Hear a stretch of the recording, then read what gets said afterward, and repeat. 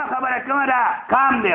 کام به کوي نوم چې تا معلوم کړي چې څه کار کوي نو اوس په تا هغه کار کوي کار په دې میاشتې کې څه دی هغه څه شی دی شهر رمضان صومو روژه به نیسي دی کې به ته روژه نیسي دا یو اوچت عمل دی اوچت عمل دی دارنګې په دې میاشتې کې به ته تلاوت کوي ذکر به کوي روژه به نیسي د شپې به قیام اختیاروي دې ته ویلی کېږي کام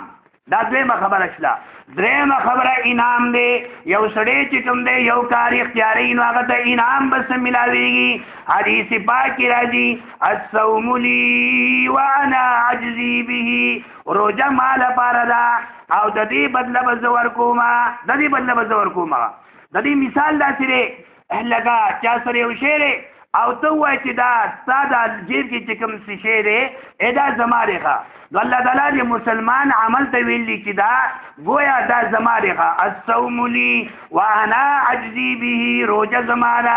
او د دې بدله به زه ورکومه نو دې ته ویلی کېږي انعام بعض علماء کرام فرمایي چې دا معنی داسې ده الصوم لی روژه ما لپاره ده وانا اجزا به د دې بدله زیمه چې تا ته رب ملاو شو نو تا ته هر څه ملاو شو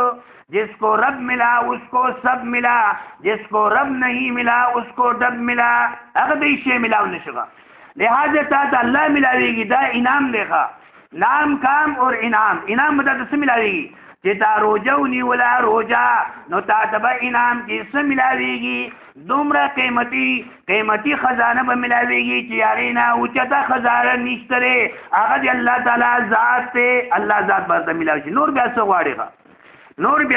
څه غواړي نو د روژهدار لپاره انعام ډېر زیات اوچت دی هغه د الله تعالی ذات دی الله تعالی ذات به تا ته ملاوي دویم دا دی صومو روژه ونیسئ یا الله روژې کې فایده څه ده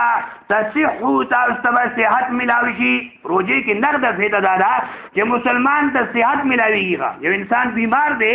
او په دې میاشتې کې هغه روژه ونیسي هغه له نغده فایده دا ده چې هغه له به صحت ملاوي شي د دې وجې نه چې کوم غیر مسلمه انسانان دي ډاکټران دي هوښیار خلک دي هغه هم روژې نیسي هغه ثواب لپاره نه نیسي هغه ته پټې ثواب نه ملاویږي لیکن هغه دی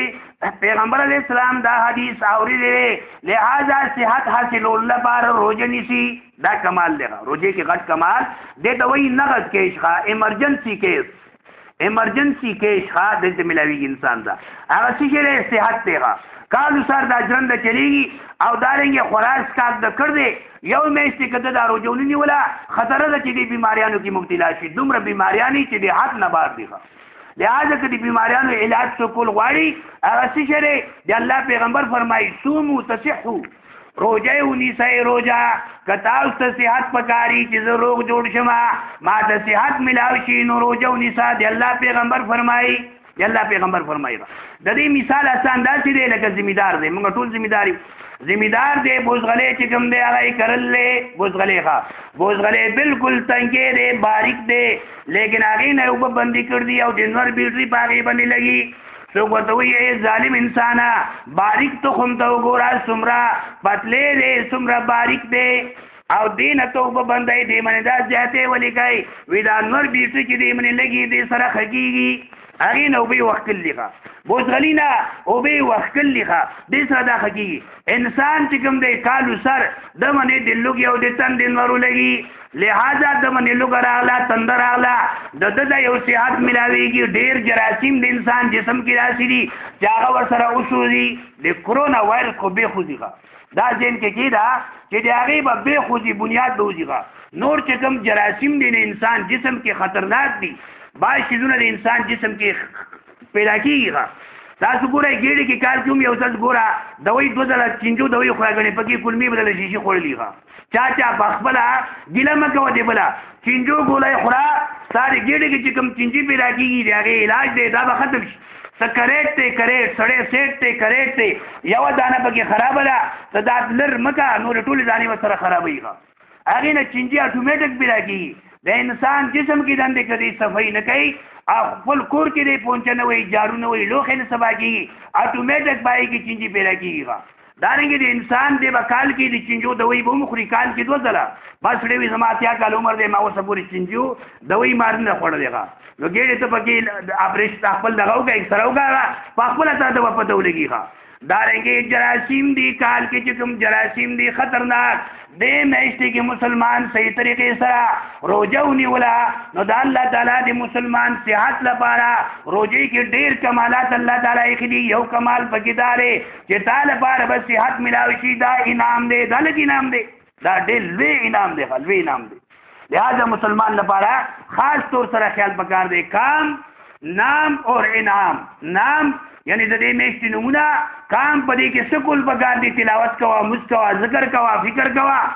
دارنګه درود شریف للا. انعام تا ته ودا ملاويږي چې دوی نامونه دي. یو نغد کې اشتغا، نغد کې کوم چې حکومت اعلانو کی هغه نه ملاويږي، هغه په 60% وا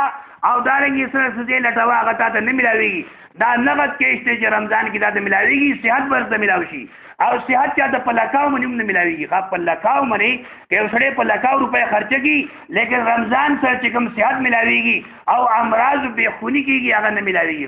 او غټ انعام بل کم یو دی چې الله بدرته ملاوي شي. نو د دې نه غټ انعام نور څه غواړي؟ محمود بیا دې مولا نو دا بدرته دا به ملاويږي. لہذا موږ مسلمانانو لپاره خاص طور سره د دې خیال ساتل پکار دي. الله تعالی دې موږ له صحیح طریقې سره قرآن پاک تعلیمات باندې عمل کولو توفیق راکړي. نن یو ډاکټر وفات شوی دی کرونا وایرس د وجې نه، هغه دغه علاج کو او پیښور کې هغه وفات شو، جاوید نومې دی.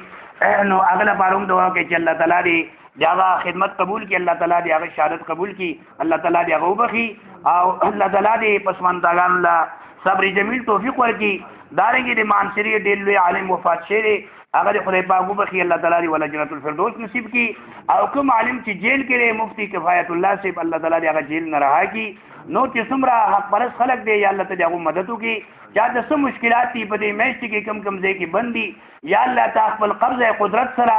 هغه دروازې کلاو کې او دا خلک چې کوم دی هغې نه وکاږي. یا ارحم الراحمین څومره مریضان دي ټول د شفای کامله عاجله نصیب کړي. تمام مسلمانان له په دې میاشت کې د روزې، د شپې قیام، نوافل، ذکر، اذکار، تلاوت، درود شریف او دارنګه نور سره د بایچاري یا الله توفیق ورکړي. یا الله مونږه صحیح طریقې سره یا الله مونږ توفیق راکړي. یا الله دا مرض چې کوم دی خپل خزانو ته واپس کړي چې کومې خزانې نه راغلې، یا الله خپل خزانې ته یا الله دا واپس کړي. ټول مسلمانان د دې د زاهري شر نه تمام مسلمانان محفوظ کړي او چې کوم په دې کې بیماری کې مبتلا دي هغه له شفای کامله عاجله نصیب کړي. وصلی الله تعالی علی خیر خلقه محمد و آله و اصحابه اجمعین برحمتک یا ارحم الراحمین.